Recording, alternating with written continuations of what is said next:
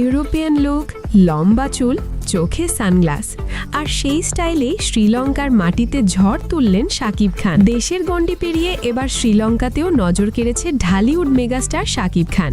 European স্টাইলে, slim figure আর stylish লুকে শ্রীলঙ্কার মাটিতেও মুগ্ধতা ছড়িয়েছেন এই শীর্ষ অভিনেতা। জানা গেছে তার আসন্ন সিনেমা প্রিন্সের গুরুত্বপূর্ণ শুটিংয়ের জন্যই দেশ ছেড়ে সেখানে পাড়ি দিয়েছেন তিনি। বিষয়টি ইতোমধ্যেই নিশ্চিত করেছে ছবিটির প্রযোজনা সংস্থা ক্রিয়েটিভ ল্যান্ড।